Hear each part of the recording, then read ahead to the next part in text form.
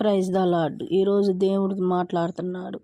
పరిశుద్ధ తండ్రి యేసయ్య, ఆయన మూడు బారిన నా జీవితమును బాగు చేసినాడు. ఆయన స్థిరమైన పునాది వేసినాడు. ఆయన యేసయ్య స్థిరముగా ఆయన ఈ భూలోకములో మనల్ని ఉంచి, ఆయన ఈ జనాల మధ్యలో ఆయన మనల్ని అగౌరవపరచకుండా ఎక్కడా మనల్ని తలెత్తుకునేలా చేసింది యేసయ్య.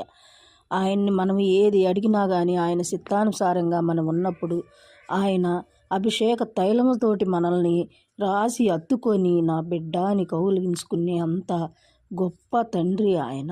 ఆయన ఆత్మ వరాలు మనకి ప్రసాదించుతాడు.